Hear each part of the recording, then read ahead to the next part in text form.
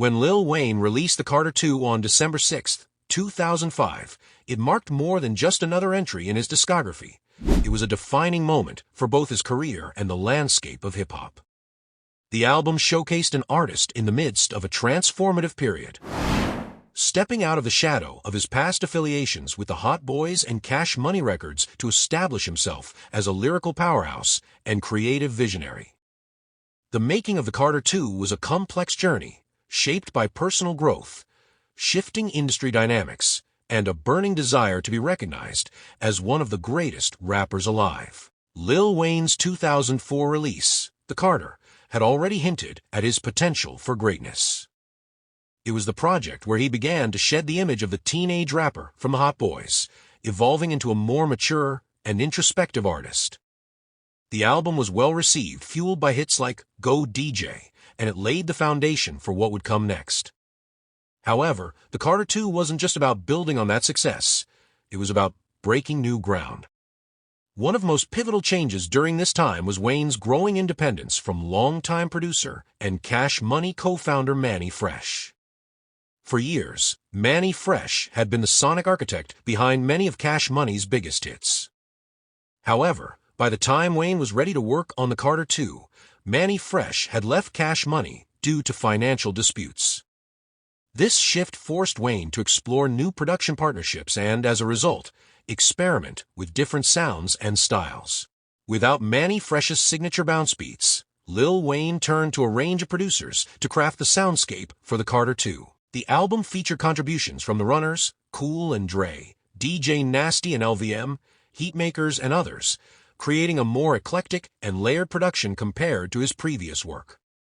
This diversity in sound allowed Wayne to showcase his versatility as both a lyricist and a performer. The production on the Carter II leaned heavily into soulful samples, hard-hitting drums, and atmospheric synths. Tracks like Hustler Music and Shooter demonstrated a more reflective and melodic side of Wayne, while songs like Fireman and Best Rapper Alive delivered raw energy and aggressive flows that reminded listeners of his Southern roots. One standout element was the influence of East Coast production styles, which contrasted with the traditional New Orleans bounce sound that had defined much of Wayne's earlier work. This fusion of Southern grit and East Coast boom bap created a unique sonic identity that helped the Carter II stand out from both regional peers and mainstream hip-hop releases at the time. While the production was a key component, the real heart of the Carter II was Lil Wayne's lyricism.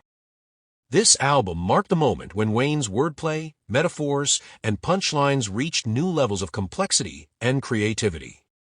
He wasn't just rapping for the sake of making hits. He was on a mission to prove himself as one of the best MCs alive.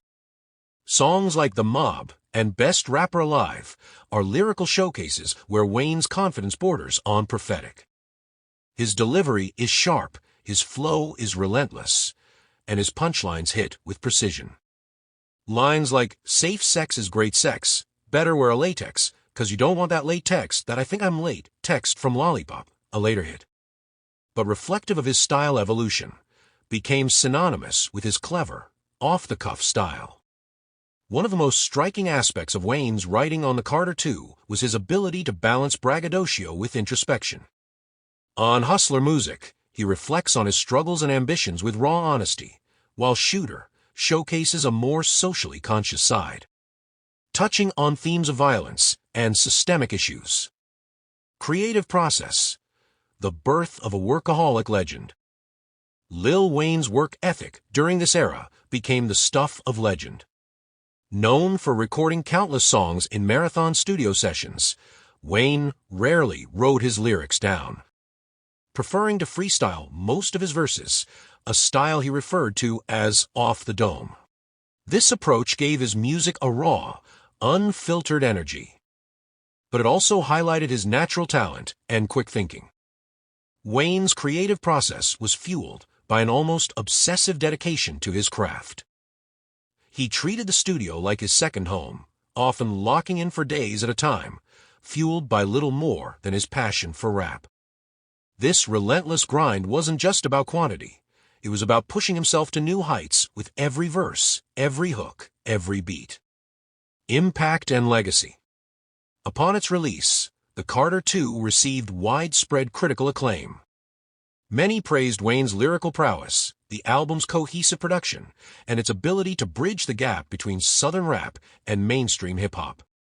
It debuted at number 2 on the Billboard 200, selling over 254,000 copies in its first week, an impressive feat at the time. More importantly, The Carter II solidified Lil Wayne's status as a solo artist capable of standing on his own. He was no longer just a product of the Cash Money machine. He was an innovator, a trendsetter, and arguably the face of hip-hop's next generation. The album's influence extended beyond commercial success. It inspired a new wave of rappers who admired Wayne's fearless experimentation, his genre-bending flows, and his unapologetic confidence. Artists like Drake, Kendrick Lamar, and J. Cole have all cited Wayne as a major influence, with The Carter II being a pivotal part of that inspiration. Conclusion: the album that changed everything. The Carter II wasn't just an album, it was a statement. It was Lil Wayne's declaration that he was more than a Southern rapper, more than a former child star, and more than just a product of Cash Money Records. It was the sound of an artist finding his voice, mastering his craft, and challenging the very boundaries of what hip-hop could be.